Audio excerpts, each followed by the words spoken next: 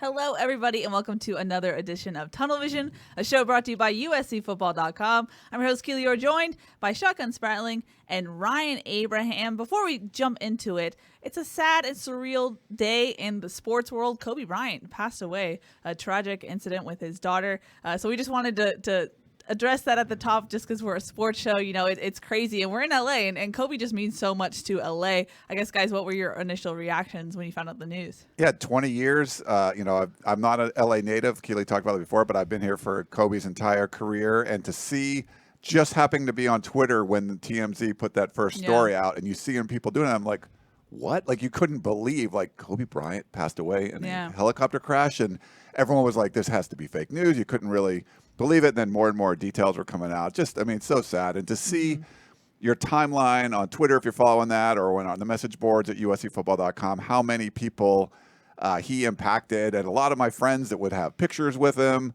There's so many people that were having photos with Kobe Bryant where he'd come to an event or do whatever, and just so many people had a great experience with him. I mean, he's a flawed human being like all of us. He's had his issues and stuff, but just, as far as like competitors go, someone that just like the killer instinct. There's some dudes that are just like, I'm not going to lose at anything. If you played him in checkers, whatever. He just was that guy, the Mamba. It was just the Mamba crazy mentality. It's so sad. Yeah. Mm-hmm. It was really interesting because I was at an event today and seeing the news kind of slowly filter through the adults that were there because they had their phones out, and then the kids hearing about it as well.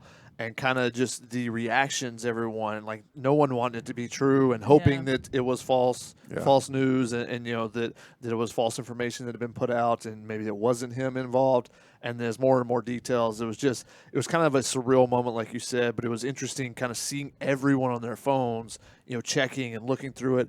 I didn't really look through my Twitter or anything until after the event was over and had lunch, and then I started scrolling through, and there was really no other tweets on my timeline. It's crazy. It wasn't just, there was no random, like, the old school, thought of Twitter is, oh, I'm going to go on there and tell people about what I had for lunch. Yeah. There was nothing of that sort. It was just everyone wanted to chime in on Kobe and what they meant to him, especially here in Los Angeles. So it meant a lot to him. I was talking with, Miller Moss, who's, 2021 quarterback, USC target, and he told me he was crying on the interstate, because Kobe was his hero when he's coming down. And, I'm talking to him, we're talking recruiting and some other things. And then it kind of circled back to that. And he's like, he's like, every time I almost start to smile, it gets brought back to it, and it gets down a little bit more. And it's interesting because Kobe Bryant wasn't the type of athlete, after his career, he wasn't the type of athlete that just went into seclusion. Yep. He was active in the community. He was active at USC. You saw him at women's volleyball games with his daughters, and he's got pictures with the USC basketball team, the women's basketball team. He'd stop by. He was a big fan of all the Olympic sports, so he would stop by random events like that. Whether it's UCLA gymnastics or whatever. So he was very prevalent in the USC and just the college communities around. So I think everyone was really affected by it. All the kids that grew up in Los Angeles that are part of the USC community, you could tell from the tweets and everything. Chris Trevino did a good job of putting out a story that kind of told the story of those players and stuff, how they were reacting to it. But just all the different things you saw, he's been on campus. USC gave him Clay Helton handed him a 24 jersey at one point. Yeah, that was cool. So Cardinal and Gold 24 jersey. Yeah, so he's been an active member, and obviously his daughters are in the high school communities, and unfortunate to see his daughter was a part of it, and she passed away. Yeah. I want to take a moment and point out that the Altobelli family, John Altobelli was the head coach at Orange Coast College, baseball coach there. I knew his son, JJ, who is a Red Sox scout now. He was a shortstop for the Oregon Ducks and was an assistant coach for the Cal State Fullerton. He and his sister, they lost both their parents and one of their sisters. Just a Horrible. awful situation. You feel for them as well as Kobe and their family. And so, our thoughts go out to, all the families and stuff. Yeah. Just an awful situation. And you've seen how much it's affected so many people, not just the NBA community or not just, Kobe's immediate people around him, but everyone in Los Angeles. He was the cultural LA guy because he spent his entire time in Los Angeles, his entire career here, and became, he was a Philly sports legend as well from his high school days. And all the different things with trade talks and, everything off the court and the competitive fire and all that. But he became the quintessential LA guy. Shaq came and went. Kobe did not. He was here the whole time. Yeah. So I think that it really affected the Los Angeles community really hard. And, I think everyone's still kind of dealing with it. Yeah. Bill Plaschke had a great column in the LA Times. You want to check that out. I mean, he started that column about the same time Kobe got to town. So they kind of, grew up together in Los Angeles, I guess you could say. So that was pretty interesting. And even like an event, we're watching the Grammys, we put that on. And having, so many musicians, everyone, just affected by that too. It wasn't just, the sports community. And I love seeing the different NBA games that we're starting today where one team would take like a 24-second violation to start. The other one would do a 8-second, half-court violation. So that, I think it was well done and, just a very unfortunate situation. Yeah, like Shotgun said, it's just a tragedy, and our thoughts are definitely with everyone affected by the crash and whatnot.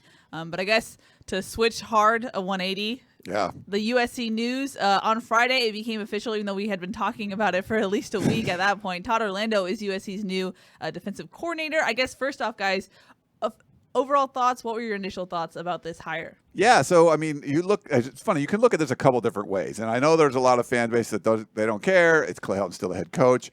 I talk to people that I trust at the University of Texas that cover the team, and everyone I talked to was they had a lot of positive things to say about Todd Orlando. Maybe some of the Texas fans weren't. He didn't have it. It was a pretty bad year this past season. They had graduated a whole bunch of players, and they had a whole bunch of players getting hurt. So I mean, I think it's sort of a mixed bag. I talked to Dave Bartu, who's with the College Football Matrix people, and they do a lot of analytics, and they basically are like hired guns to, if you're a university and you want to hire an assistant coach or people like that, he has like analytic data on all the assistant coaches throughout the country, and he has really high marks for a guy like Todd Orlando. But then you see, guys like John Wilner, who I trust, wrote a column this weekend that was, pretty scathing towards the hire, saying he's only been a Power 5 defensive coordinator for 3 seasons. That was at Texas, and the last one wasn't very good. He has been a DC for 15 years. The good thing is he's an outside name. He's not someone that would be in Clay Helton's immediate circle. So he's someone that's outside. He was at a Power 5 program, a blue blood program like Texas. So this isn't the normal kind of USC hire. This is someone that you're unfamiliar with. And if you watched some of the stuff that he was saying, he talked about you got to play hard, physical practice, in practice to do that in the game. So I think there's definitely some positives that could be there. It's really hard to say, but a lot of the people I talked to were pretty positive on this hire. So we'll see how it goes. The one thing that's interesting to me is how quickly he's made big improvements on defenses. Now, they did struggle a lot last year at Texas. It was a bad year for them. You look back, if they made this hire a year ago, I think people would have lauded it and said this was a great hire. You go through one bad year, is that automatically that you haven't adapted, or or is it just circumstances happen? I think you throw out one bad year versus he's been 15 years as DC, and the 14 other ones are pretty darn good with a couple of exceptional ones in there. And a lot of times that's been the first year when he's got to a program and made some big big changes, big improvements in their rankings and stuff. Can he do that again at USC? That's the big question, obviously, because if the defense can take a similar jump as the offense did this past year, then USC is a team that will contend for the Pac-12 title next year.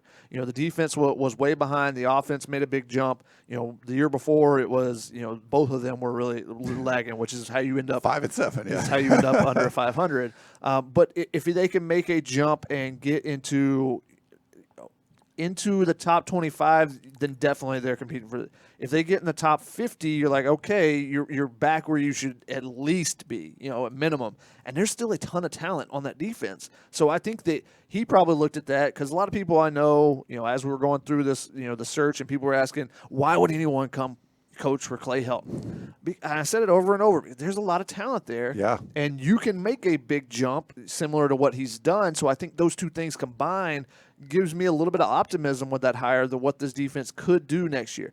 Now, we'll see. It's a big wait and see. He said all the right things. And this is the same thing he said at every step. It's not like this is a new, like he just saw USC and he read that, they don't practice physical or, whatever. This is the same thing he said at Houston, the same thing he said when he got to Texas. His mantras are the same.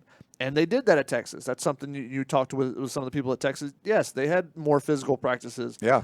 So will that play out at USC? We don't know yet. We shall see. That's the big we'll wait and see on that one. But if so, then maybe you can start changing the culture.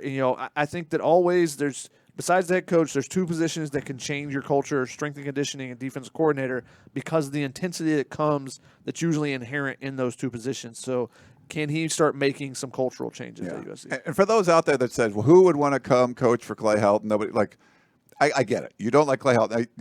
None of us believe he should still be the head coach at USC. So we're not, we're with you there, but you can't look at what happened with Graham Harrell going from kind of obscurity at North Texas. 1 year at USC, he gets offered the Texas offensive coordinator job. He interviews for a couple head coaching jobs. He gets an interview for an OC position with the Eagles. So being at USC and having success still means something. And it meant something for Graham Harrell, and it could mean something for Todd Orlando, who was maybe taking a step down at that last season at Texas. And if he can prove himself at USC and he turns that defense around as well, that's just another, addition to his resume. So I get it that people do not like Clay Helton, but you can't look. The USC still has this brand, and there are benefits you can have by going to that brand where maybe, you're going to go to, you worked at RC Cola and you get a chance to work for Coca-Cola, but maybe you don't like the CEO and he's not doing really well, but you're still working at Coke, So I think that's where some of these people are coming from. Yeah. Now, I'm going to put a pause. It's calling an audible right now. Putting pause on the Todd Orlando talk, and I'm going to jump to recruiting talk. We had already decided to talk about recruiting in the state for USC, but we have some breaking news. Corey Foreman just committed to Clemson. That was something that we were he just announced it. And then yesterday, Bo Collins committed to Clemson. Two guys who USC had their sights on. Another theme that we're seeing: California prospects going outside of California and committing to other schools. I guess your takeaway, guys, of the state of recruiting, not only for USC, but in the state of California as well. Yeah, that's. I just tweeted no bueno to Anna Hickey's. So I talked about this morning a little bit. Corey Foreman is he the number one player in the class of 2021 or like in California? He's the number one player in the 24/7 sports composite. Okay. So, he's number 2 in our top 247. Corona Centennial, 5-star. Almost like those are good those are good players that usually are in those 1 and 2 positions. Yeah. So absolute stud. If you remember a guy named Drake Jackson, that was his idol because they were 2 years apart at Corona Centennial. Drake had a huge year this year. I interviewed Corey Foreman at this lineman camp. Oh, God, it was like 4 or 5 months ago or something like that. I forget what it was. But it was it was like kind of a 7-on-7 camp, but it was all for linemen. So it was a cool event. And they've done a couple of them. And when he would talk about Drake Jackson, it was just like that was his big brother. He would have followed him to war. There was no reason why he wouldn't go wherever Drake Jackson was. And to see earlier today, I think there was some junior day at Clemson. I don't know if Corey Foreman was there. We don't want to get too in the weeds in recruiting, but to see today there were crystal ball picks for Clemson. You knew like, okay, this is shifting. I got a call. I think it was last night from a source that's like he's going to go to Clemson, and you're like, that is bad because you already had Bo Collins, 5-star wide receiver from Southern California, commit to Clemson. Clemson already has the number 1 recruiting class 2021. Those are guys that are normal USC dudes. Like when we go to events and, we go cover these high school events, there's, all these All-Americans all over the place.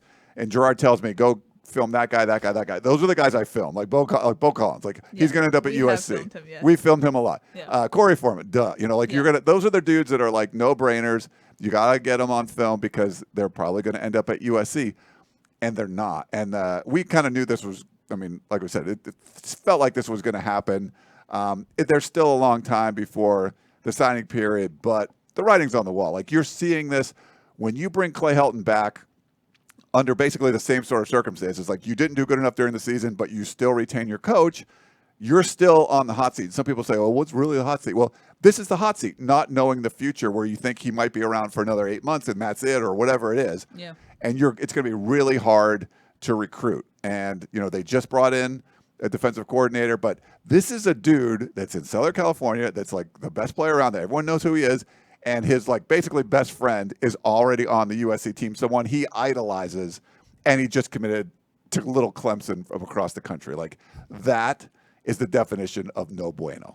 Yeah, he's worked out with Drake Jackson, for several years. He works with Drake's dad, who works on defensive line drills and stuff, coaching them up. So it's it doesn't get any closer to, hey, we had so much success. Also for him, last year, the 2018 season, both of them were dynamic and just ate up everything for Corona Centennial. This year was different for Corey Foreman. He got double teamed. He got double and triple teamed because Drake was gone, and so he was looking at it like, okay, if I team back up with Drake, we can get back to how things were for me previously. He dealt with some injuries and stuff, but he's a beast. And the kids that are like that, when you have a top 5 kid that's usually a defensive end or a defensive tackle, those guys are usually immediate impact guys and guys that affect your program for 3 years. Like Drake Jackson, yeah. But Drake Jackson wasn't even a top 5 guy. No. That's the Kayvon Thibodeau's, another guy that you got, that left Southern California. Those are the Rashawn Gary didn't, quite pan out to the same effect, but, that type of player, the Bosas, Nick Bosa, Joey Bosa, both those guys are top 5, overall guys, and then become top 5 overall picks. But if you're looking at it, where else are you trying to go, besides Clemson if you're a defensive lineman? That it's the perfect place to go. You would look at Ohio State as well because they have been producing a number of defensive linemen, but Clemson is just rolling them out year after year. So, it's hard to compete with that. And a team that was just in the national championship. And what do we always say with recruits? They always think they're the piece that's going to put somebody over the top. Yep. So when you lose a national championship, they go, you know what? When I get there, we're going back and we're going to. I would have sacked Joe Burrow. Yeah. And so USC's so far away. We talked about this previously. If you don't have any optimism around your program, it's hard to recruit. And USC doesn't necessarily have that right now. Getting Todd Orlando could pay some dividends going forward, but as of right now, it's not something that everyone around the program, all the fans and stuff, are really excited about. So because of that, it's like, okay, well, we'll see how they do. Now USC goes out and beats Alabama and starts out 6-0 or something. Corey Foreman might be right back in the mix. Right. That's what I was going to ask. But is that going to happen? Is this something where winning cures all? If USC could flip the tide of what we think is going to happen, then recruits start to change their minds?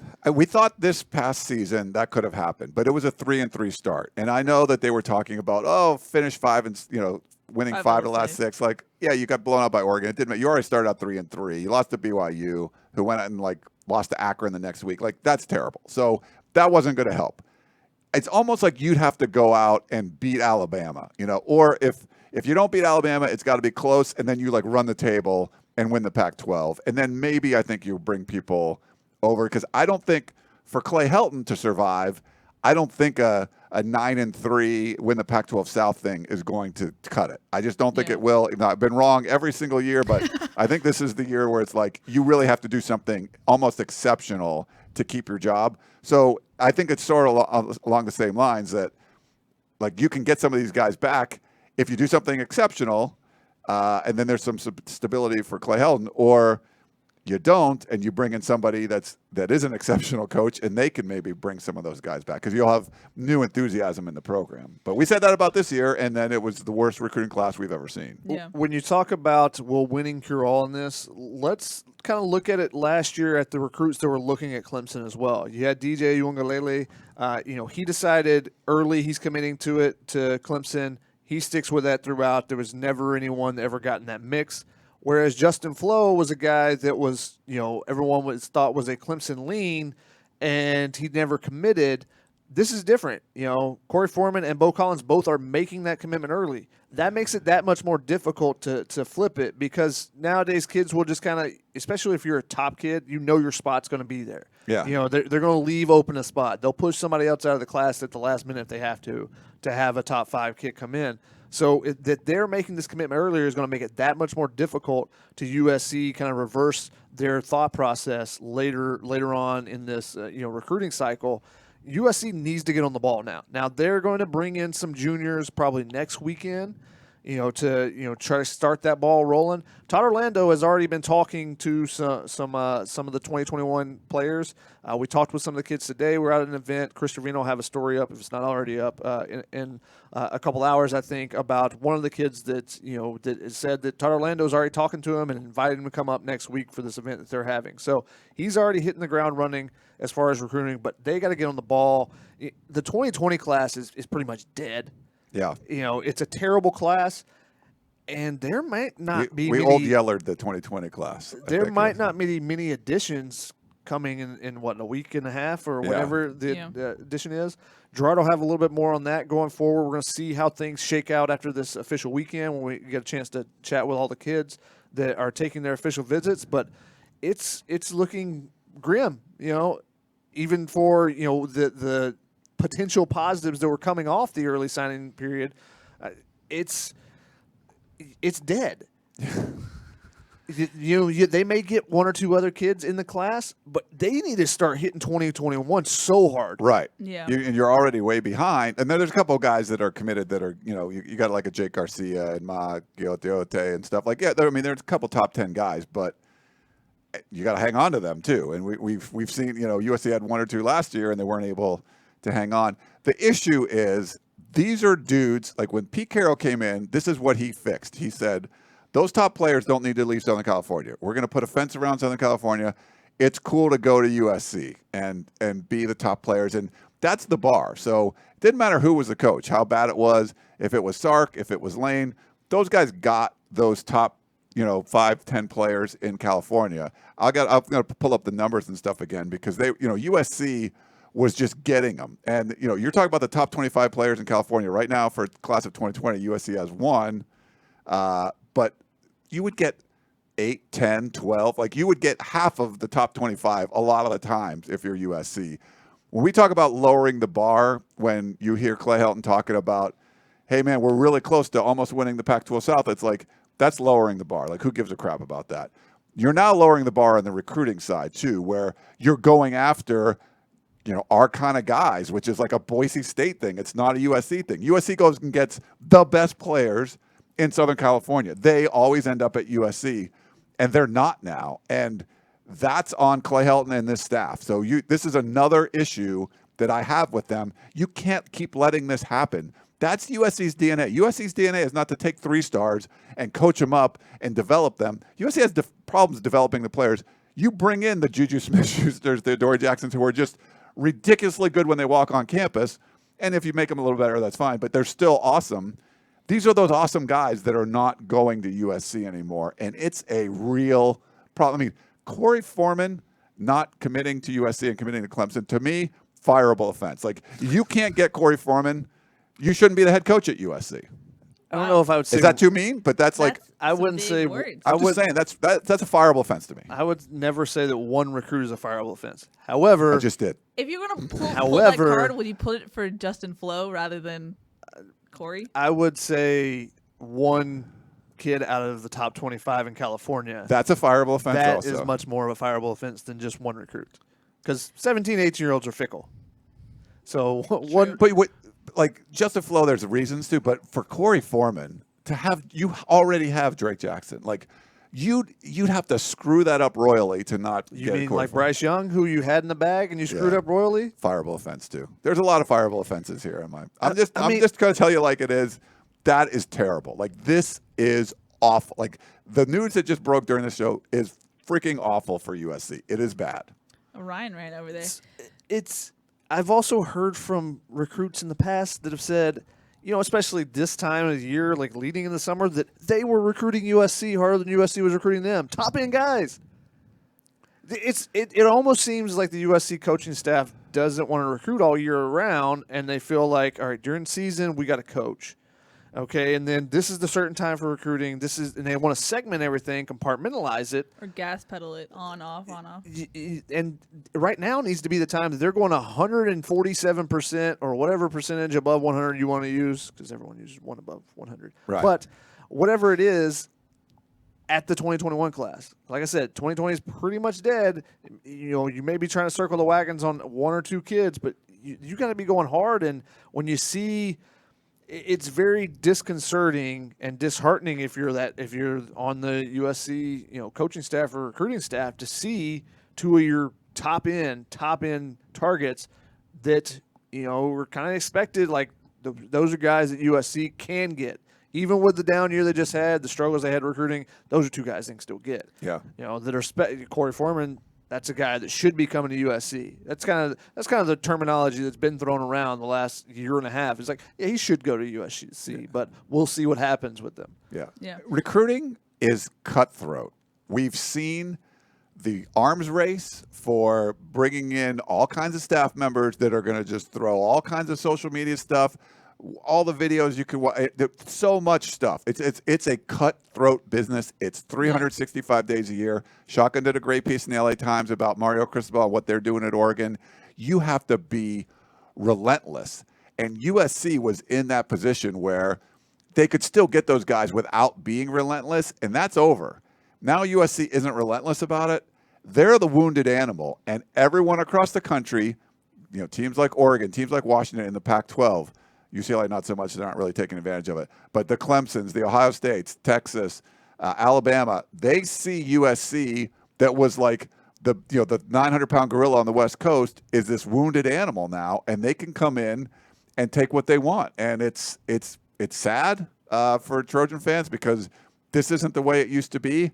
And it's sad because it was preventable. I mean, you needed to have better leadership than what you have right now. And so, I mean, you got to give props to everyone else. Clemson is completely taking advantage of this. Nick Saban was LSU taking advantage of this. So these massive programs know there's talent in California, and they are cherry picking the best right out from under USC's nose. Rayshawn Davis, the linebacker at Mater Dei, who's another top 25, top 30 guy in the class, is committed to LSU a couple weeks ago. So it's almost like a repeat of the class. So you've got to change something now.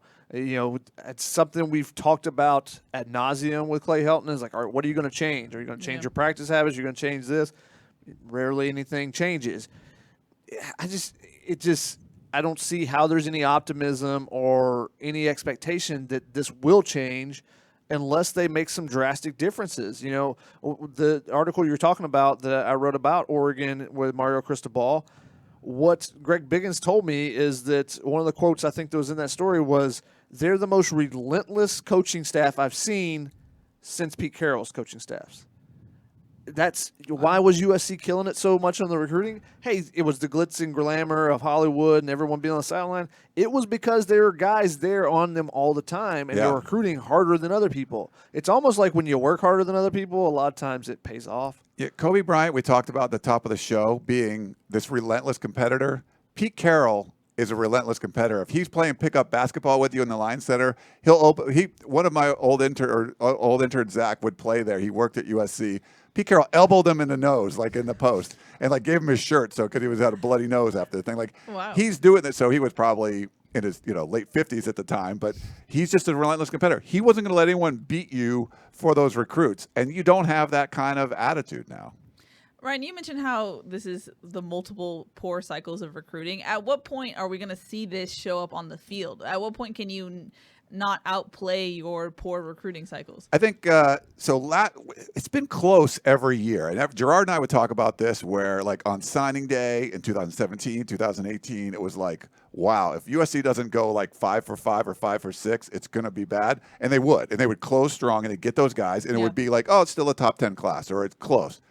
Last year it wasn't. It barely made the top 20, but then you get the Brew McCoys and Chris Steele's to come in late. So it would have been like a top 15 class. This is the one where nothing came together. It's dead, like Shotgun said. You're in the 50s. It's probably not going to get much higher in February. So that's one. This is going to be a bad cycle. But you brought in, even though it was the worst class we'd seen in 2019, there's still some, you still got guys like Drake Jackson and Keaton Slovis and, Christian, all those guys, like dudes that are going to contribute. This class, I'm not seeing a lot of contributors. There's some projects and who knows, maybe some guys down the road, but there's not a lot of immediate impact guys, if any. You have another cycle like that. Now, there's a couple top 10 guys already committed. If they stick around, those are impact guys. To me, it's about how many impact guys are you bringing in? USC always brings in a bunch of them. This last class was the first time we just haven't seen it at all. It's crazy. So I think you have another, outside the top 25 class. It'll start showing up in the 2021 season. I think 2020, it's still a loaded team. It's probably still going to be the most talented team in the Pac-12. But the next year, if you're going to skip 1 year with impact guys, you can't skip another one. And I think it's going to be really hard to replenish after that. I think it could show itself this year on the offensive line because, why did they take 6 guys this year? Or why did they take all the offensive linemen that they took this year? Well, because you missed out on Penei Sewell and Jackson Carman were your 2 top targets. Well, where are those guys at? Best lineman in the country, Penei Sewell, and then Jackson Carman starting, I think, left guard at Clemson and, beasting there. Great targets. You didn't get them. Next year, you miss out on Jonah Taunau, who's up at Oregon, and you miss out on Sean Ryan, who's starting at UCLA, starting left tackle.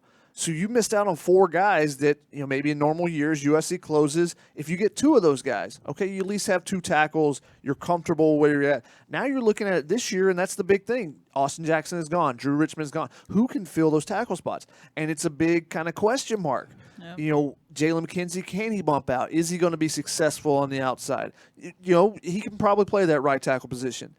Do you have a true left tackle, though? No. There's not a left tackle on this roster at this moment.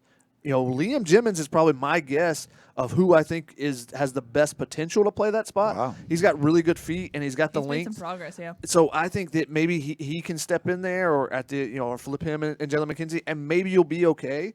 But are those freshmen that are coming in this year, are they going to be ready to contribute if somebody gets hurt? Because someone always gets hurt on the offensive line. Are they going to be able to contribute there? Is Frank Martin or Liam Douglas going to be able to step in? Is someone else going to be able to step up that hasn't played previously? Those are going to be big question marks. And if you get 2 guys that get injured, you have a situation like Washington State a few years ago where you lose 3 offensive linemen in a week, just for one, it was only 1 game. But if you're with 3 backups in the lineup at the same time, you have any confidence in that offensive line? Yeah, no. No, at all. But I think that's where it could show itself this year. But then I think next year, I don't think it even matters as much about this class. I think you're going to feel it next year regardless because you're going to lose a lot of guys. You didn't lose many players from this year's team. Right. So I think, and they filled in the holes in the secondary from last year's team was why they didn't necessarily fill it this year because it was similar to the offensive line. You missed out on some targets that you wanted top end, so you filled in, with 6-7 guys that are DBs last year, and getting Chris Steele was a big key for them because he's step in. He was able to play as a freshman, getting him to come back, and then you've got a couple really good guys. But if you get some injuries, that's when you're throwing Dorian Hewitt out there. And I think he's a diamond in the rough. But, how many times can you have a diamond in the rough, from the back end where you filled in the class because you missed out on some of your top-end guys? I think next year, you only had a small class of seniors this year, but next year you lose more guys. You could lose guys like Talanoa Hufanga. You can lose guys like Palia Naitiote if they have big seasons like you're hoping and expecting them to in their junior years. You lose a couple of those guys plus the seniors that are going to be going. You're going to have a lot of openings, and I don't know if there's a lot of talent that's going to be ready to step in necessarily like you had this year with the DBs. Really talented guys like, okay, they can step in, and we'll see how they do, and they did pretty well. There's going to be question marks. And, if they completely turn around the recruiting class next year and you get impact guys like Corey Foreman or, Rajon Davis, then maybe you're okay, you can. Yeah. But if you don't, if you have a regular class, you have a 15th ranked class or something where you have a couple of impact guys. The only impact guy in this class is Gary Bryant. He's the only one. He's the highest ranked, usually the highest ranked guys. He's a wide receiver, and USC doesn't really need more wide receivers right now. I still think he could have a big impact on the offense with what he can do differently. But the offensive linemen, you're not really comfortable saying that any of those guys are going to be ready to step in. Maybe someone surprises you. Maybe someone Keaton Slovises you. Sure. And surprise you, and you'd be happy about that. And I think the coaches have done a good job evaluating the guys they have got. I know they would rather have some other guys. Yeah. Because they really valued they would love to have Justin Flo over an extra lineman, but that didn't happen. So I think they've done a good job evaluating, but I think that there's going to be some holes and it starts showing up. And when you go against really good teams, that's where they pick on you. Yeah, they're going to pick on the holes. Yep. Just a friendly reminder, since we had a different opening to the show, you can always call us 512-4TUNNEL. Our intern, Micah, is screening your calls. You can also tweet at us, #TunnelVision, and I'll put your tweet up on the screen. And you guys are already doing it, but wherever you're watching, Periscope, Twitter, no, that is Periscope, Facebook, or YouTube, put your comments, questions, concerns, and we will answer them. And speaking of calls, we actually have some callers on the line who are calling about some relevant topics that we were already talking about. So first up, let's go to Cameron. Hello, you are live on Tunnel Vision. Hey, I have a question about Austin Jackson actually departing into the NFL draft as an underclassman. My question is who will probably replace Austin Jackson in the left tackle position? Also, what about the right tackle position with Drew Richmond leaving as a senior going into the draft and being a grad senior? Just like your thoughts about who do you project being those guys taking the positions in the tackle positions during spring camp in a couple months, and who do you project possibly starting against Alabama?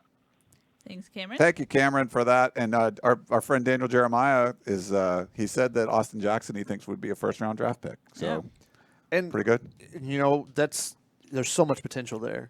And just to touch on Austin Jackson really quick, I think if he came back, he's a top 15 pick, maybe even top 10. And that's where the weighing your options is really tough there. Because he can still be a first round pick this year if he has a good combine, has good workouts, with pro day. But I think if you get into that top 10, top 15, the guaranteed money is just so much more that you had to balance that equation there, and he chose to go.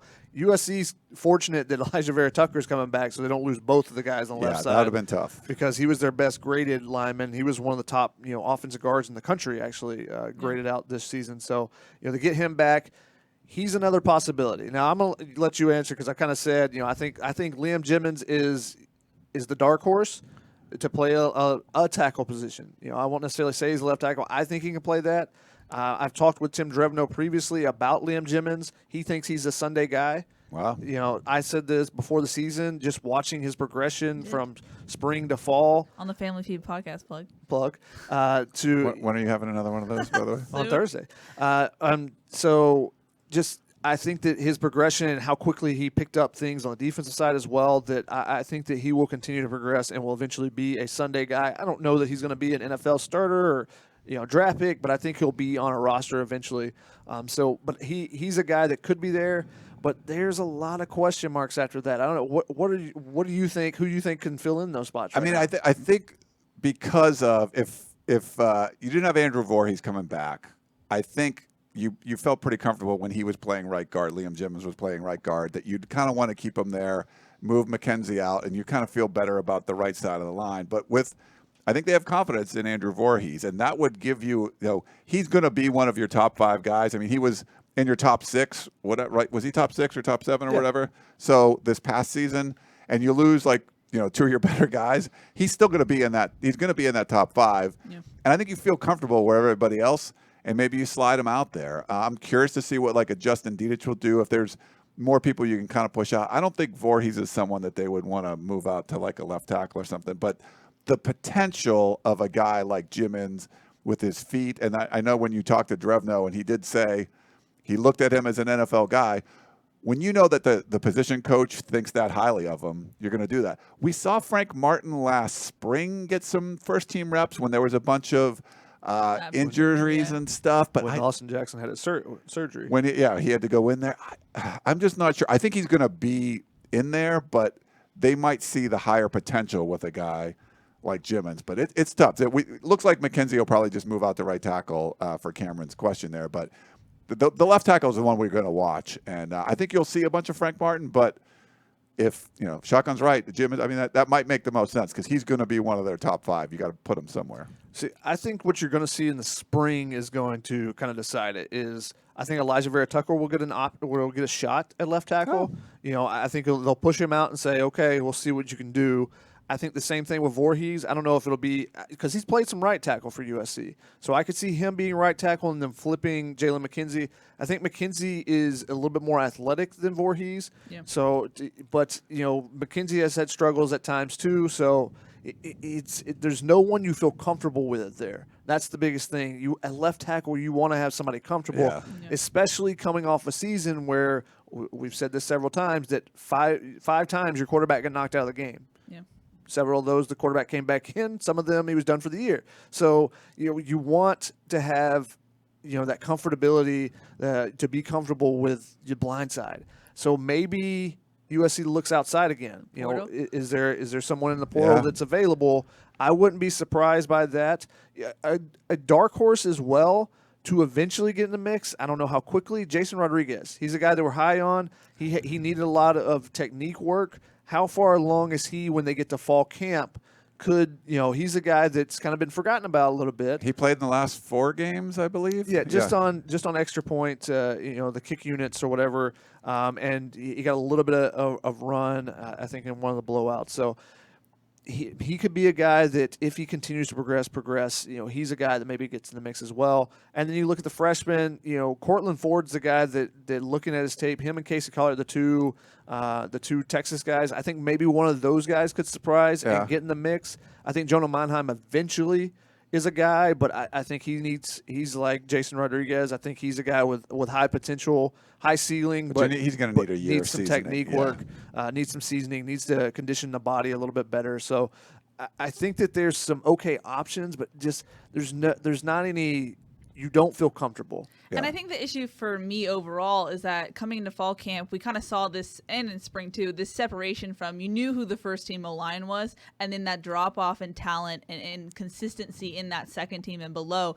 And I'm not sure we really saw them progress as the season went on. I mean, granted, we only got to see 20 minutes of practice, and they didn't get much shots in the game, but I'm not sure that they got their opportunity to really grow and progress. So how comfortable are you in that group now that you're missing a Drew Richmond and a Austin Jackson? So not sure about that. Yeah. One thing you did touch on, the potential of Didich and Nealon being on the field at the same time. Yeah. They felt more comfortable with Nealon staying at center. As far as body types, you would want to flip that. You would want he's a little bit smaller. More at center, Yeah, he's got the smaller body, but they just really like the way that Nealon makes all the calls and stuff. I don't know if that shifted at all because how Didich played in the last couple games when he was in there. Maybe that changes their mind and maybe they decide to move Nealon out. If they were to go, because Didich had practiced at some guard during the season, that's another option there. And as you bump out one of those other guys. Yeah. Hey, we got to tell everyone about our 60% off. It's going to end tomorrow. Dun, dun, dun, dun. Yeah, so if you're not a VIP member to USCFootball.com, get all the War Room this past weekend. I think it was pretty good. There's recruiting stuff, but we had a whole lot of information about Todd Orlando, talking to a lot of experts. There's probably no more detail you're going to get. We have so much stuff that was on USC's new defensive coordinator before, when he was announced as the hire. So make sure you check it out. But 60% off your annual membership to USCFootball.com. That's crazy, guys. It's pretty crazy. So it's going to end tomorrow, Monday night. So if you're watching the replay, so make sure you go check it out. We have a great staff. It's awesome. Keely, Shotgun, Gerard, Chris Trevino, Dan Weber. All the stuff, content going up daily, and lots of great stuff on the Peristyle. So many insiders there, so many people that know what's going on posting there. So make sure you go check it out. This is a great opportunity. If you're not a member, make sure you go check it out now. Yep, exactly. Okay, let's go back into live callers. Did you have another? One real thing. I want to talk about Go Squeeze real quick. We got our Keurig that was sent here when we had Colin Coward on the show, and he said we didn't have coffee. Someone sent us a Keurig machine, which was very nice. And Steve saw that, one of our listeners or one of our viewers, and he's like, I work at Go Squeeze, which I don't have kids, so I haven't heard before, but all my friends with kids love this stuff, and we love it. So they sent us a whole bunch of it, so make sure you check it out. It's applesauce. Delicious. We just squeeze it out. Yeah, it's really good. I give some to my friends who have kids, and they love it too, so bunch of different flavors. But thanks, Steve, for sending us like a case of it. It's a whole bunch of it. So we got a lot of applesauce here. And there's all our plugs, guys. Let's go to our next caller on the line. It's our buddy Brandon. I know it's Brandon now from Minnesota. Hello, you're live on Tunnel Vision. Hey, guys, how's it going? Hey, Brandon. I just want to say rest in peace to both Kobe and his daughter and the other people that were that passed away during the plane or the helicopter crash. But also to more about USC football is even if we win, like even the Pac-12 or anything like that, is our recruiting being more affected by Helton or losing right now? Which is it? Thanks, Brandon. Thanks, Brandon. I mean, I think it's both. Yeah. I mean, I think you need to go both to go hand in hand. You need to be winning if you want to turn the tide in recruiting, and for Clay Helton to stay, you got to be winning. So if they can do that, but I think you need to be winning more for Clay Helton to have the job security and then to have the comfortability that there's going to be the stability there at USC. I think that's probably more important than necessarily just the wins for recruits because, like I said, it's about optimism. You know, if you lose and there's a new coach, well, there's optimism there. Yeah. If you win, you keep the same coach and you know he's coming back and – hey, he's got this deal, and I've ridden through all this other stuff, and we're on the uptick now, and there's optimism there. Then you can still recruit really well, I think. So I think that winning, creating stability for him, I think is more important than wins necessarily, just to show recruits that hey, we can still win at USC. Right, and I think even more important than winning is not losing. And I think when you look at that, people say.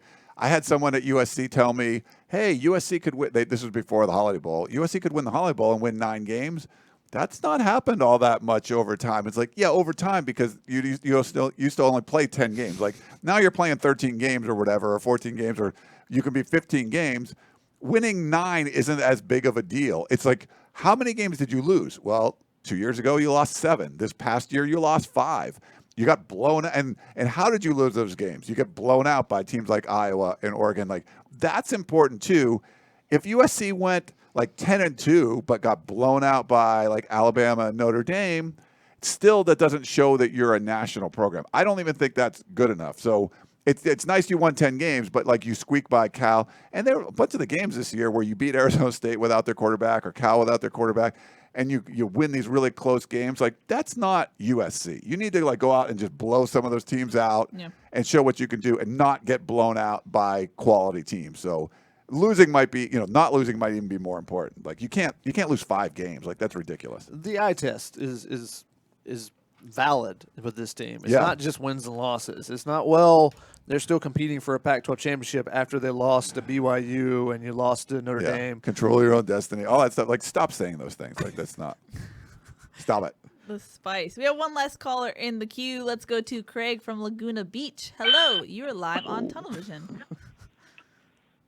Hey, Peristyle, and you guys on the podcast. Really, I want to thank you guys for all the hard work you do. I know it's got to be difficult with the team being as position they're in right now. And it's just so much negativity out there, but really appreciate the job you guys do. My question is regarding our recruiting class. And I apologize if you covered this, but I mean, it's going to be historically bad. How historically bad? Are we going to break the top 40? Where do you guys see that?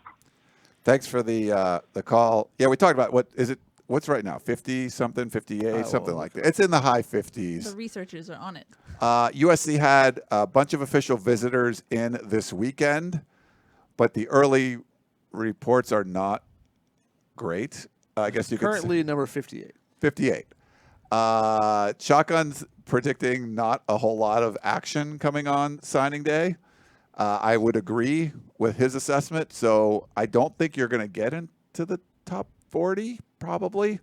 The big move went from like the 70s to 58 just by getting the 1 5-star dude, for the All-American Bowl. But I don't think it's going to be that big of a jump. I think this might be more of you get a guy, maybe 2, and you're looking at the transfer portal for a left tackle.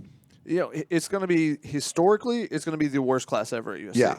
Now, granted, let's caveat that the recruiting ranking started basically in 2001. I mean, even in the late 90s, like there were like it's definitely. How was it tracked beforehand? At least before the internet. at least there was magazines and different things. There was a lot. Yeah, there was 1-900 numbers. There, Showing but my like age. the Long Beach Press Telegram used to do a best of the West kind of thing. But we have a lot of people. The guys we're talking about on the Peristyle. My buddy Howard is on that. Like they've been following USC recruiting like you do now, but they were doing it with newspapers and stuff in the 70s, and they've all told me this is definitely the worst class. But I'm just saying, where there's an actual ranking involved, there is a baseline of 2001 is when the 24/7 Sports Composite, I believe, begins, and this will definitely be the worst class that USC has ever had. Yeah. Last year was the worst class they'd had. So, maybe for historical purposes, they should just leave it where it's at. That way they can't get any lower than this in the future. Right, yeah. Set the bar really low. Just keep it down there, We'll never get to this historical low again. Yeah. What voice is that, Shotgun? I don't know. Thanks for the call, Craig. Like we appreciate it. I put a pause. I called an audible on the Todd Orlando talk, so we're going to jump back in.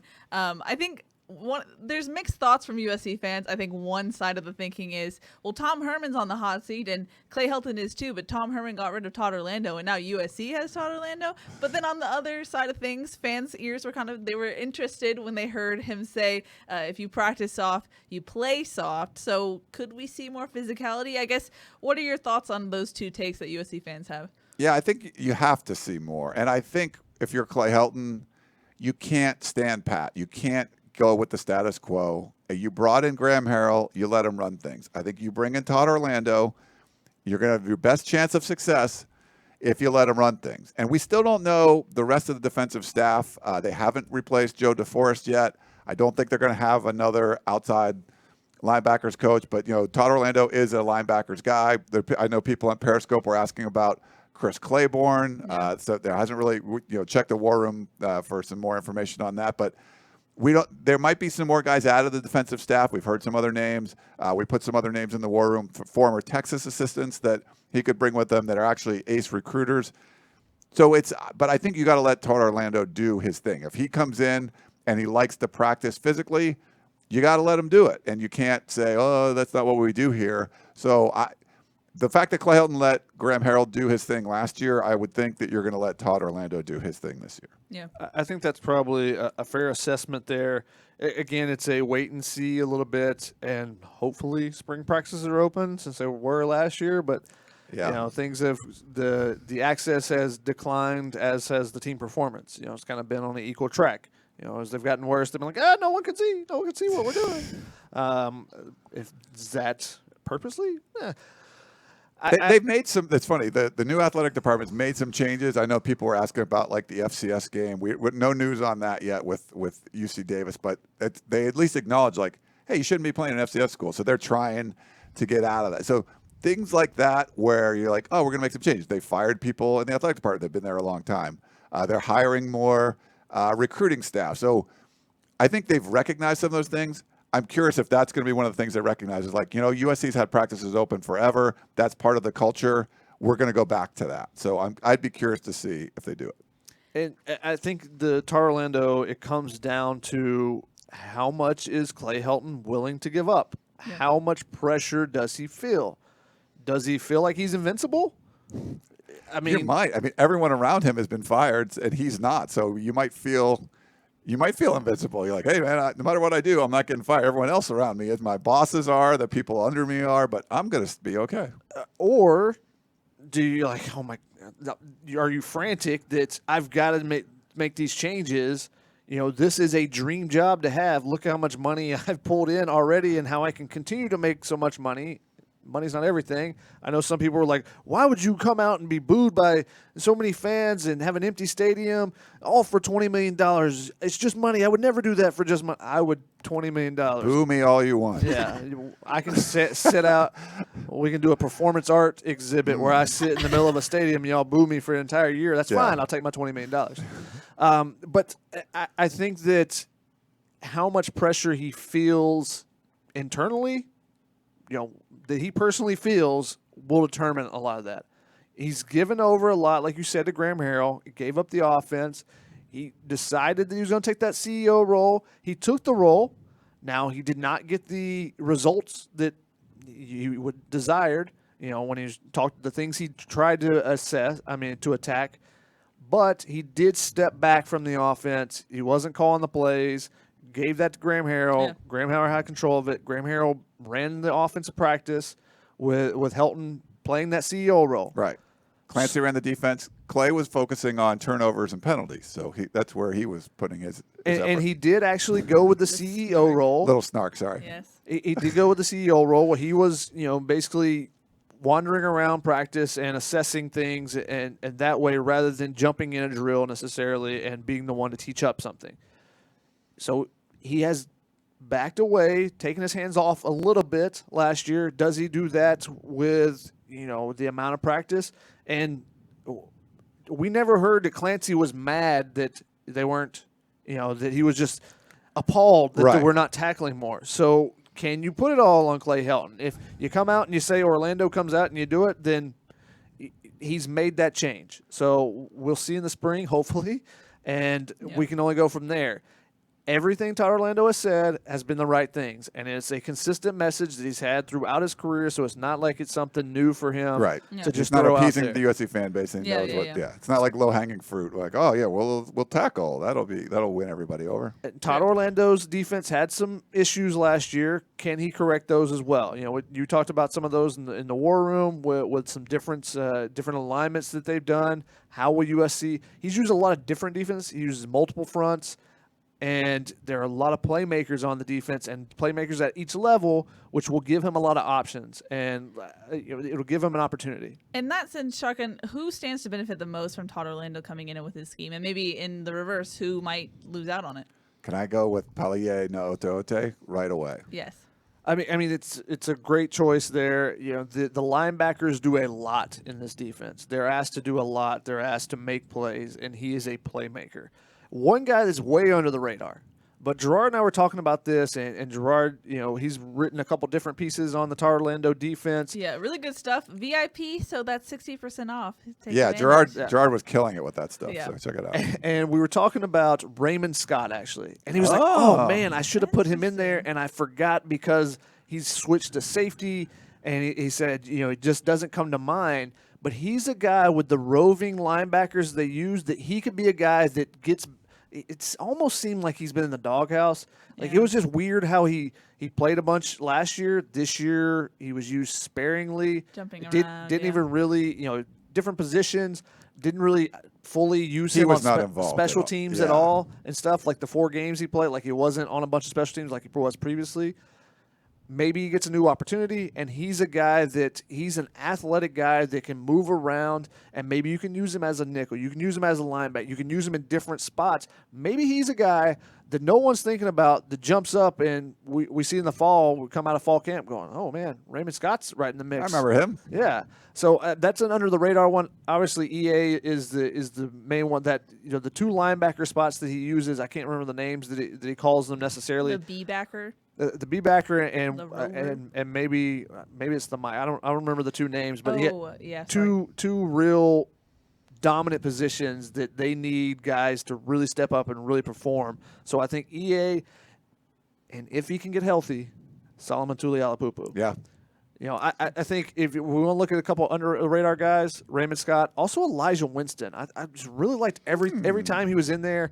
USC's defense played better when he was in the game. Yeah. I think he's a guy that he could fit into a linebacker spot as well. It's just going to be seeing where guys are kind of placed and what alignments they kind of show up in the spring and as they progress. Mm-hmm. Makes sense. Alrighty. Sorry that I have neglected the comments and questions. We will get to them right now. There's another question I was going to ask, but I forgot it. I'll get to it. John on YouTube says, I know SC just hired Todd Orlando, but why didn't they go after Zach Arnett? I think this plays into I really like Zach Arnett. I love the stats and stuff. I watched a couple of late-night San Diego State games and liked what I saw from the defense. Wasn't really, keyed in, paying attention to it, but liked what I saw. I think that someone on the peristyle brought up a really good point, that this reminded them a lot of Pete Carroll. Pete Carroll was never the defense coordinator, but Pete Carroll was the one running the defense. Yeah. And I feel like Rocky Long's the one that was running the defense down at San Diego State more than likely. So Zach Arnett's not just making a step from, Group of 5 to Power 5. He's making a step from Group of 5 with someone watching over him to maybe taking over on his own. So I don't know if that appealed to USC as instead of Orlando. And Arnett's a guy that I would have went after. He signs with Syracuse, and then he makes the jump. I don't remember where exactly he went after that, but he's already gone to another school. Yeah, I forgot. From there. Yeah, I forgot. He originally went with Syracuse and then Somewhere south, somewhere to get out of the cold. So, but he's a guy that I really liked what I saw, but maybe that had something to do with it, kind of the overseeing type of thing. And he's a young guy. Let's see him prove himself somewhere else. Type of thing. So I remember what I was going to ask. Ryan, yes. Will you please tell the people, some of them are new or not used to the terms we throw around in terms of our site. Someone asked what the War Room was, and someone else asked what the peristyle is. So yeah, you should check it out. So I know there's a lot of people that listen to the podcast or watch the Tunnel Vision. The main driving engine behind it is right here, USCfootball.com. So that's where we work. So go check it out. We're part of the 24/7 Sports Network. There's a lot of free content that goes up there. So if you want to read about USC, but there's premium content if you pay. If you become a member, and right now you can do it for 60% off, so it's really cheap. You get access to things every Friday for the last 15 bajillion more years. We've done a War Room, which is like kind of a column of insider information that we put up. We at least do 50 of them a year. We might miss a week or two, but usually every week. Every Friday we'll have that stuff up there. So it could be recruiting news, stuff with the team, coaching. There's a ton. Updates. Shotgun will end up putting a bunch of stats, analysis and stuff in there. There's great stuff in there, but also lots of interviews, lots of analysis. So it's all up there on the site. The Peristyle is the biggest USC message board in the world, and we've been running it forever. And it's for premium members. So if you're a member, you go on there. So there's a lot of boosters, a lot of people that work at USC, people like in the athletic department checking it out. It's where you go if you want to talk about USC football. There's confrontations. There's all kinds of opinions. It's like the chat you're having right now, but all the time. Yeah, like what you're seeing on YouTube, like that makes it look like nothing. Like the Peristyle is absolutely insane. So you make sure you go check it out. So there's your little primer about if you don't know what terms we throw around. Yeah, if you don't know what the site is and stuff. So sorry if we assume people know, but if you don't, you gotta go check it out. Now you know. Jasper Smith has a question. Out of the 2020 commits, who will surprise us? I think Jonah Monheim, because he's rated as a 3-star. Gerard's very adamant that he just not agree with. He does not agree with that assessment. That's good. He was mauling at Moore Park. The games I saw him this year. He was just sitting on people and stuff. He's got that little mean streak in him too. Really nice kid, but mean streak on the field. Yep. I think down the road he's a guy that could surprise and be a multi-year starter. I like that. Nice. Shotgun, let's get a question from you while I'm loading things. Oh, sorry. Jacob Akins, I want to know if Todd Orlando gets a signature win versus Bama like he had a signature win against Oklahoma at Texas. Ooh. That would definitely be a signature win, and that's something, especially if the defense played really well, I think that would turn a lot of heads. And so, and that would turn a lot of hits for recruiting as well. Defensive guys like a Corey Foreman, if a Drake Jackson goes off and has a couple sacks in that game, you go, wait a second, maybe I don't need to go across the country. Maybe there's a good spot for me there. So I think it's a really big game. I think everyone's I've not met one person yet that's like, yeah, USC's definitely winning that game. No one thinks they're going to win that game. Right. It's a they can play up that underdog role. Clay Helton should call up Dabo Swinney and say, give me your best speech. Yeah. Because that's all Dabo ever uses is they're always the underdog. Yeah.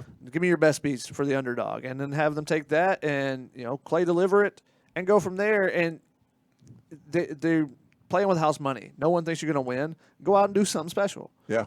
You could. That's what USC teams are known to do. You do something special, like the Notre Dame game where you're down 24-0, you come back and destroy them.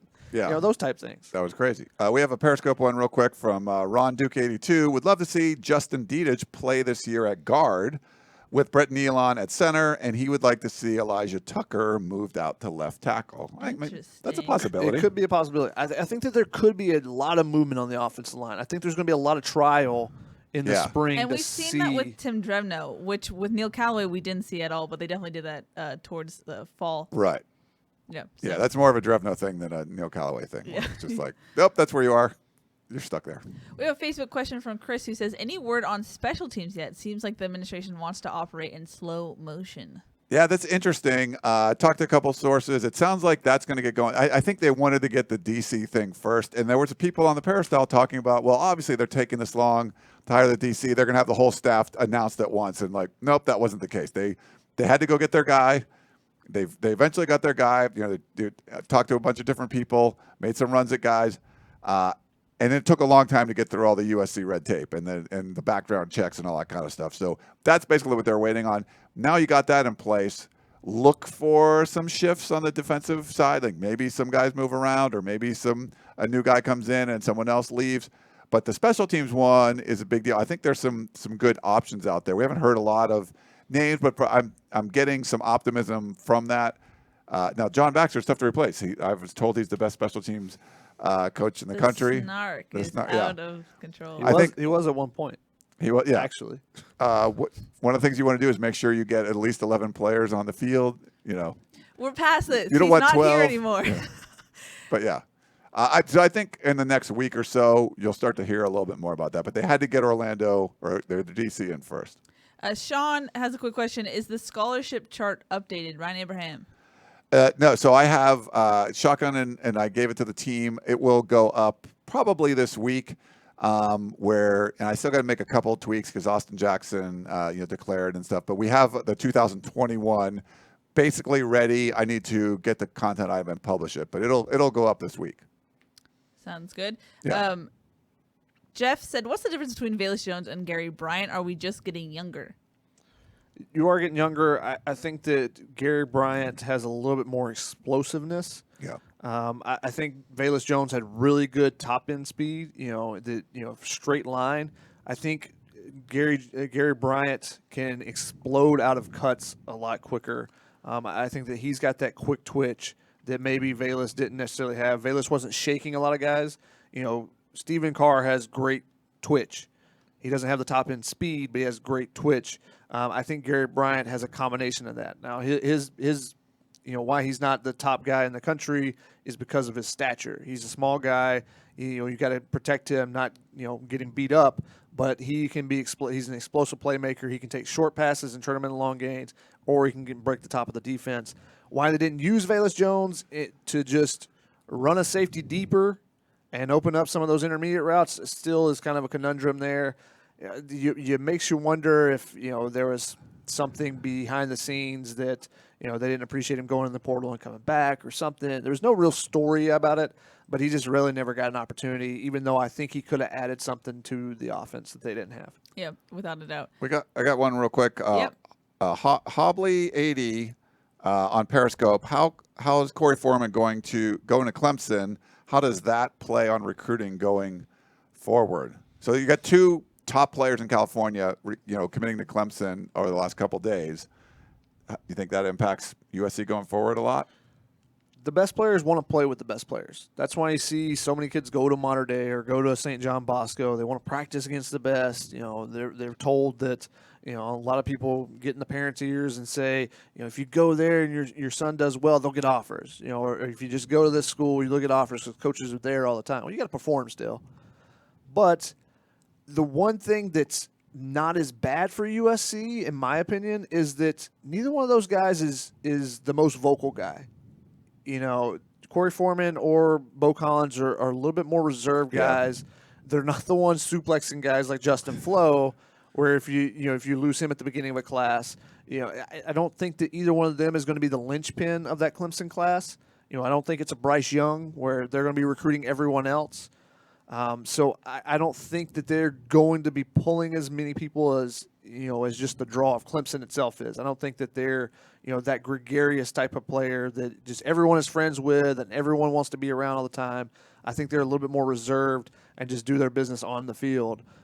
That's just my take on having interviewed them and stuff. But I think that doesn't hurt as bad for USC in that regard. But when you get a couple guys that do it, then it starts building and snowballing and now DJ's already there, already at Clemson. So this weekend there were several Bosco players that went for their junior day. Oh, we can see how DJ can tell us how classes are. DJ has been practicing with them before the national championship. He was the guy simulating Joe Burrow. He can tell us what that defense is. Oh, man, this thing is so much different than this. Or, he can give them that insight. Yeah. And now those two guys can come back and tell other people, and that you can get that snowball effect. And that's what I'm sure Clemson is trying to do with some of the other players here. But we'll see how it plays out. And if USC can get any optimism going that creates a pause for these kids, that's going to be the big thing. Yep. We have two questions from AKA Boone on YouTube. He says, does Drake Jackson have success in Todd Orlando's system? And he also says, is there anyone that would be likely to make major switches in positions on defense because of Orlando?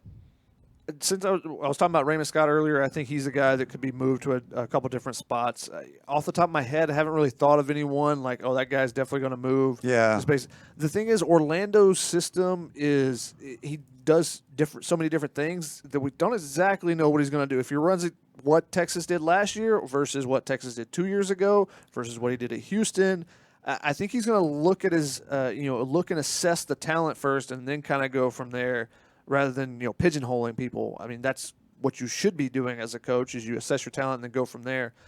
So we'll see kind of how that plays out. I think Drake Jackson will excel in any system. Yeah. I just think he's really, really freaking good. He'll be that pass rusher. You just want to have him lying up inside more. I think you want him outside. And like a Pallier, more of a whatever the middle linebacker kind of role was as opposed to the will spot. I think that's where you're going to see him. I think he'll play better there. It just didn't seem to work last year. And I think Drake Jackson's a guy that you move around. Play him inside, play him outside. Yeah, do whatever. Yeah. He had sacks when they would, in their pass rush system this year, when they would move him and Christian Rector inside and get those speed rushers on the outside. So I think he's a guy that he's versatile enough. He can play multiple. He can drop and cover too. He's got good hands. Remember the spring game? He had that. Took that one for a touchdown. So one-handed. He's a guy I would move all over the place. Yep. Casey on YouTube says, given the development of Slovis and the return of Daniels, doesn't quote-unquote trading Bryce Young for Garcia, isn't that a good thing? And any news on Jack Sears potentially returning?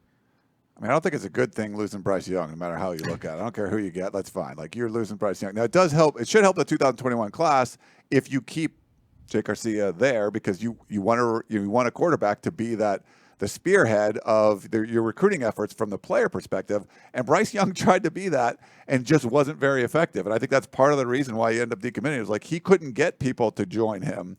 And it was sort of like, maybe I'm in the wrong, and I think that happened there. So we'll see what happens. The two top players for class of 2021 are Garcia, and I think it helps not getting Bryce Young the year before. That was a good reason. And Naoteote, who's Pallier's brother, so that probably helps as well. So you got to keep those two guys because they're like top 10 dudes. So you got Jay Toya at the defense tackle spot too, who's a tank in the middle of the lineup from Grace Brethren. So it's a good start for that class. Yeah, there's like 4 commits right now for this class. But that's it's a good start to the class. They're good though. These are but you got to keep those guys.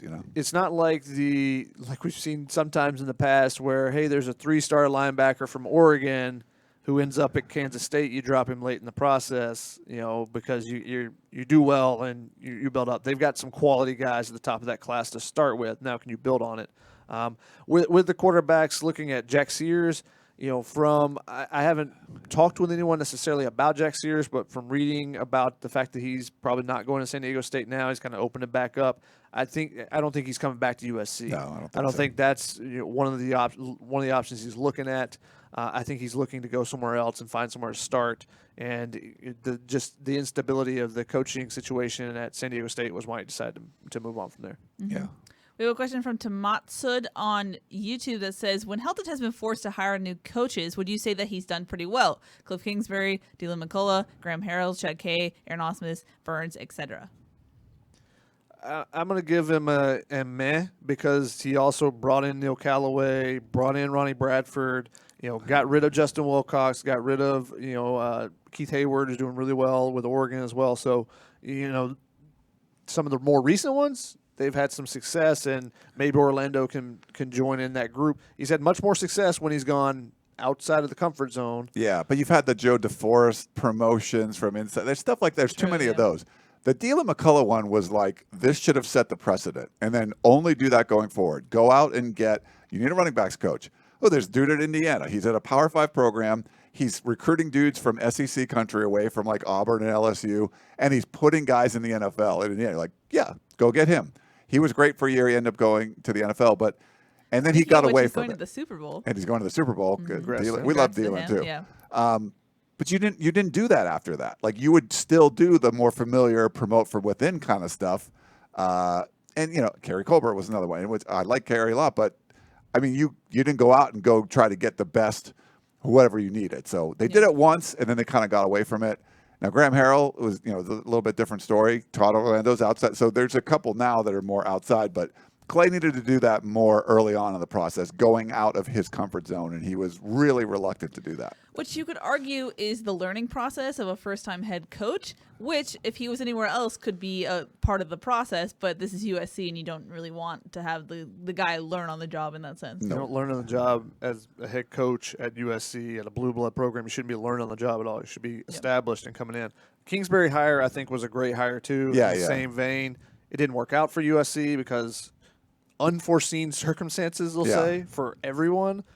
Who the hell expected that to happen? Oh, you're out of here. You're fired from Texas Tech. Hey, would you like to be an NFL head coach? What? Sure. Yeah.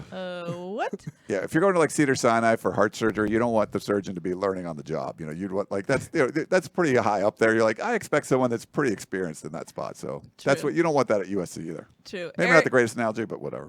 Rather than a back room at Tijuana, is that what you're saying? Yeah, like there, if you got Dr. Nick from The Simpsons, like, yeah, that's fine. Like you're learning on the job. You're watching the VHS video as you're doing the surgery. Wow. Eric on YouTube says, what 3 linebackers would you start in the 3-4? Well, you would start 4 then if it's a 3-4. I read the questions how they are. That's all I'm saying. There's numbers aren't working out. I said EA, Solomon Tulialapupu, and then Kanai is the returner as well. Jordan Iosefa is going to be back. So you're going to have some options. Right. I mean, that could be your 4 there. I think Elijah Winston is a guy I would get in there somewhere. Drake Jackson could be one of them. True. Too, yeah, he can play the outside linebacker spot. So it's hard to say because we don't know that they're going to line up in that. Because then you have to change the positioning of some guys, and that's when who gets bumped out versus who stays inside. Because remember last year, they decided to go with more 4-down linemen. Hey, it worked a lot better against the run this season than when they were in 3-down linemen. But when they did that, they changed it. A lot of linebackers from outside to inside, inside to outside. Yeah. So I think you could see something similar where they move some guys around. So it's hard for me to answer that one based on – because those 4 guys that I mentioned, the first 4, some of them are going to end up at the same position. Yeah. So we'll see how they kind of settle that out. Giuliano Falanico, potentially him somewhere. Yeah, if you're having a 3-4, do you want true rush guys? Do you want Hunter Echols coming off the edge? Do you want Falanico and Abdul Malik McClain? Or that's where I don't know what you want to do with those guys and how you want to line them up and what their job responsibility is. Is it a 3-4 like their base defense was with Porter Gustin and Uchenna Nwosu? That's a lot different than an actual 3-4 defense. Yeah. That's more of a 2-4-5 that Clancy Pendergast was running. You might see like a Raylan Goforth just like backing up one of those guys too, but I don't know. But he's good enough. He had a really good fall last year. I expected him actually to get more playing time than he did this season. Yeah. Augustine on Facebook says, any potential picks in the transfer portal that USC is looking at? I think it's too early right now. I think they're going to see what settles out with the February class, and got to see who, if anyone's going to leave yet. In the transfer portal, it's really been not a lot of action. You see teams like Stanford, UCLA, double-digit guys in the transfer portal already. I still think there could be a rush of guys go to the transfer portal from USC, or it's pretty quiet. It's hard to say at this point. So I think that's more of a wait and see. But like Shotgun said, probably a left tackle is what you'd be on the market for if you could do it. There's been some high-end transfers, the De'Aaron Kings or the pass rusher from Temple, Roche, I think is his name, that went to Miami as well, that have landed. But I think there's still a little bit of until signing day when coaches have an official count of how many scholarship spots do we have open. That's when I think you'll see more of a rush, and maybe even USC's transfer portal options kind of opening up as far as guys going, okay, I see that they brought in somebody to take my spot or whatever it may be. I think that might be the case, and then they've had a couple of weeks with Todd Orlando to see exactly what they want from him.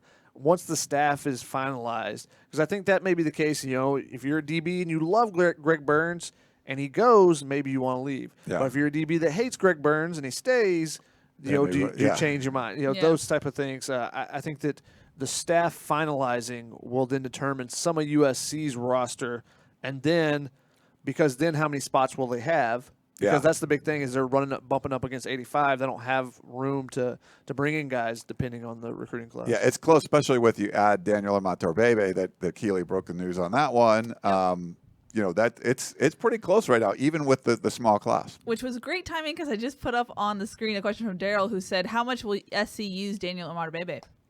I think he can be a great option in that inside receivers. He can do the same things that Drake London was doing. And then I think you can, if you like him in that spot.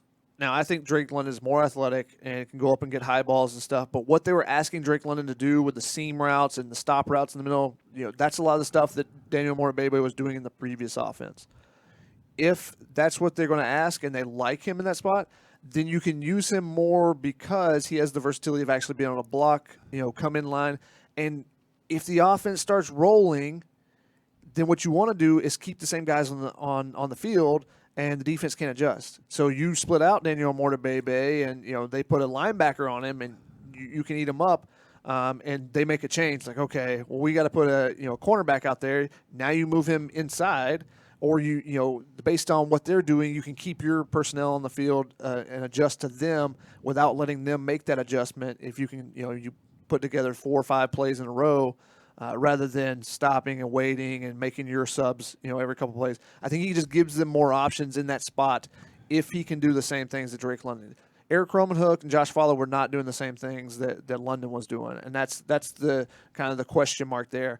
When he was healthy, he was doing those things. Yeah. A lot of the same routes, a lot of the same concepts, but is the hip 100%? Does he have the explosiveness? He was a dynamic weapon for him. He was. With Sam Darnold, he was great. Our friend Michael Castillo had an interesting take on the Reign of Troy podcast, and I was like, I agree with him. It's like, who the heck knows? Does it make a lot of sense where do you need another tight end? He hasn't played for 2 years. Do you know what you're going to do? You don't even know what you're doing with the guys that you have now. I mean, it could work out great. It could be another Drake, London out there, or it could just be he's a dude on the roster, and I love Dan Jones. Yeah, I mean I love Dan. I mean, great kid. I love that family. Awesome, but I guess I don't have a whole lot of confidence. Like, oh yeah, this is going to work out perfectly. Like, I think a lot of things have to fall in place, and it's not like you saw this offense use a whole bunch of wide receivers or anyway. It was like the guys that were out there, they played, and that was it. Like, where are the reps going to come, and where are the catches and stuff going to come that he's going to be a part of the offense if you're only using like 4 or 5 guys in that rotation? It's for me, I'm a little skeptical. It's like just hard to see like how it's going to work out. It definitely can because he's a dynamic athlete. We haven't seen him play for 2 years.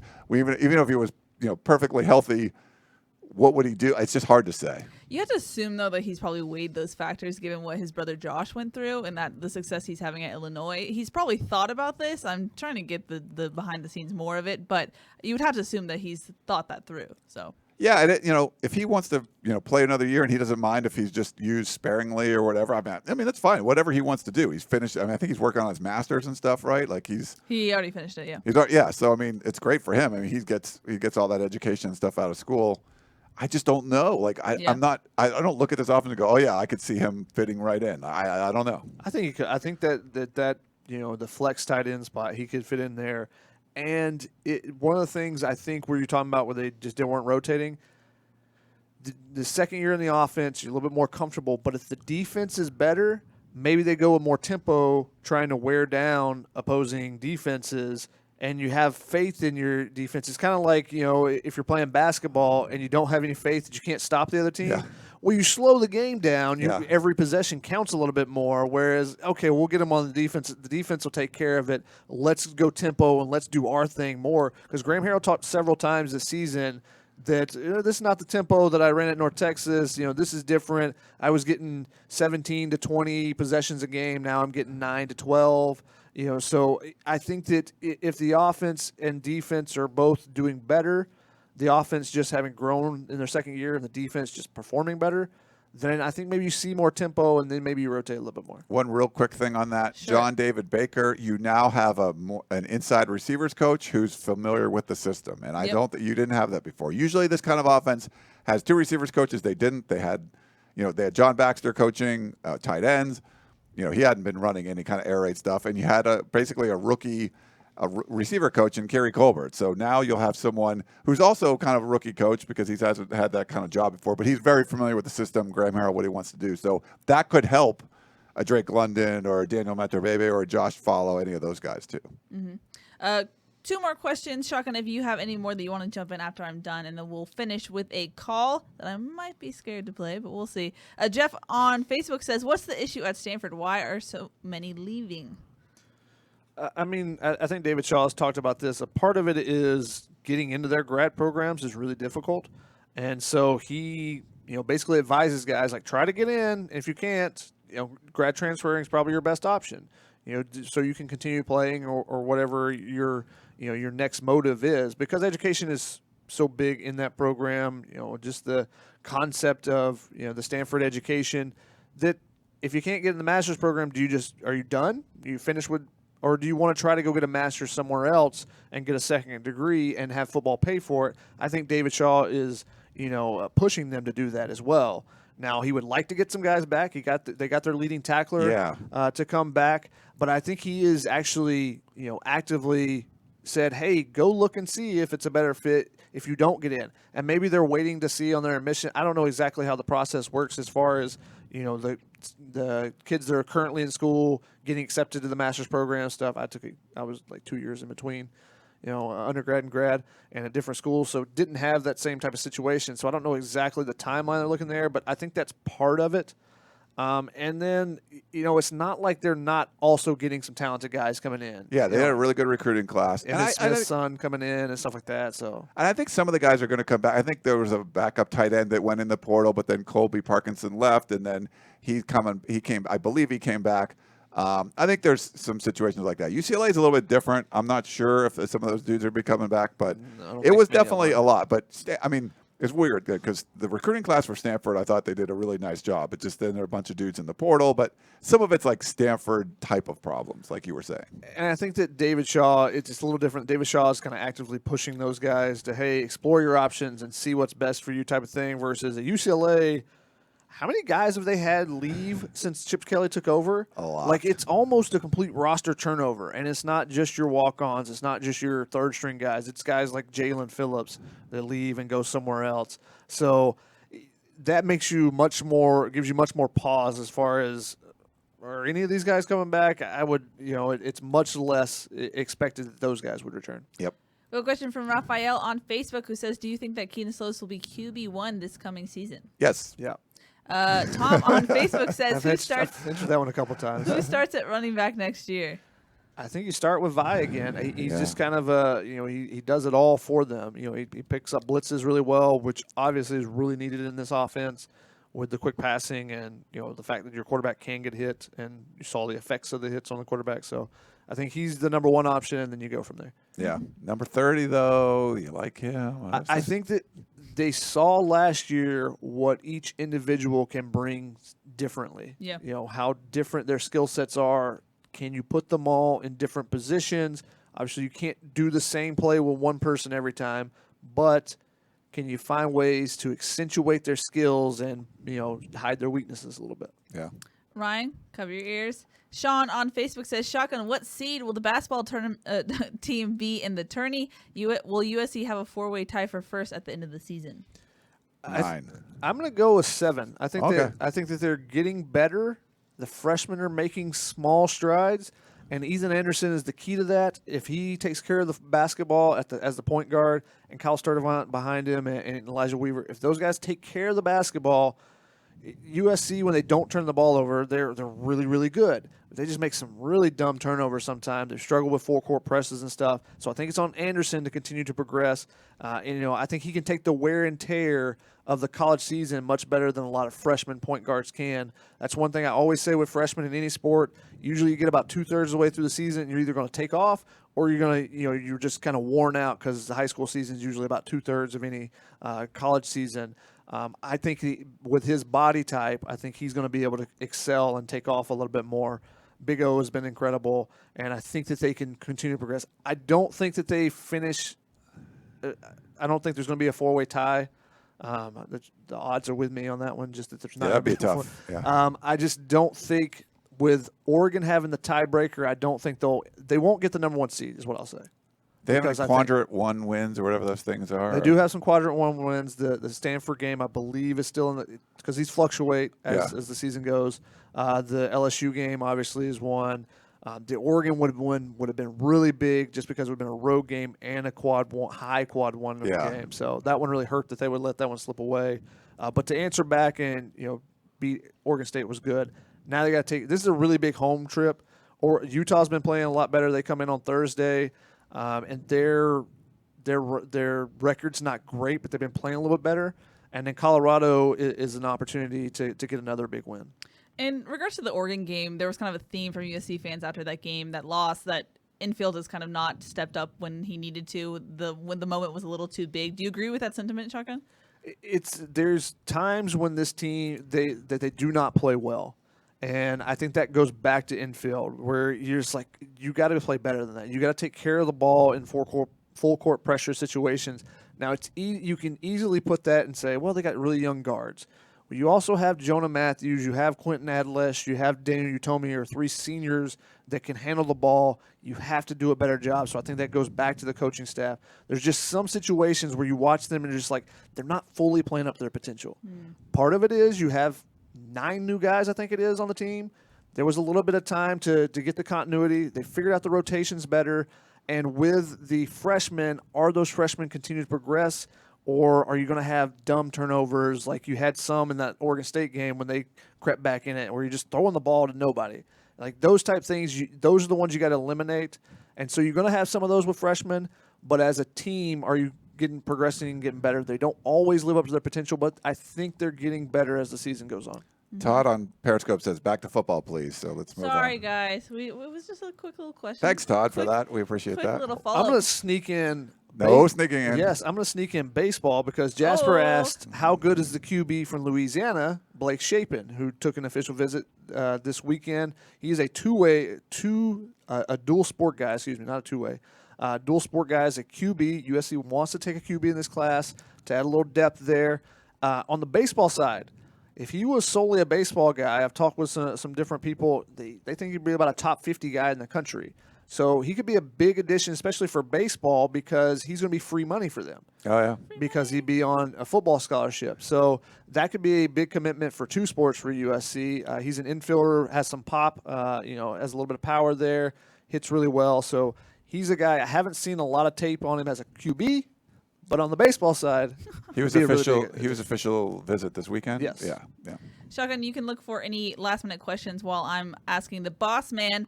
This next Sunday is Super Bowl Sunday. We're not going to have a show Super Bowl Sunday. We won't compete with the Super Bowl. I'm doing a 10K in the morning, and I might have a few adult beverages for the rest of the day, so it'll probably be a bad idea. Right here at Redondo Beach, they do the Super Bowl 10K. I haven't done it for like 5 years, so it's been a while. But they have a beer garden at the end, so it's kind of a nice little perk after you do your run. You're all sweaty, get a couple beers. Not the point of the question. So Thursday is the USC-Utah game. It's a home game, so probably don't do it. We could do a Wednesday show. Would that work for you guys? We could. Keely's not feeling it. Friday afternoon? I can sacrifice. Wednesday's fine. Friday doesn't make much sense. No one's going to watch us on Friday. But that's not true. Would you guys watch on Friday? Yeah, we'll probably do. Like, if we're going to do one next week, it'll probably be Wednesday. I think that would be the option. Send your comments whether you want Wednesday or Friday. Yeah. Put it in there. Yeah. And we'll make a decision, and we'll let you guys know on social media. Make sure you're following us there, or on the P if you're a member there. Yes. As well. Yes. Good stuff. Also, fun fact, you have to buy the rights to the name of the Super Bowl. So listen to everyone who's saying the big game. That's why they're saying it, because they didn't. You're not allowed to say. Yeah. So the big game copyright is happening. Which is why there's a Lay's commercial where they are saying it over and over and over and over and throwing it in your face because they're like, we have these rights. Look at us. We paid for it. We're going to get our money's worth. Shotgun, final question. The Trek Ranger asks, we need to develop a better run game just to protect our quarterback. What's your thoughts? I believe that they need to be able to run when they need to be able to protect the quarterback a little bit more, because then you don't have to throw on every 3rd and 2. Guys can pin their ears back type of thing. Then you just have that dual capability in those short yardage situations that, third downs, third and anything 5 or less, if they know you're passing, those are times you take shots because quarterback's trying to make a play, want to get that first down. Second down, you throw it away.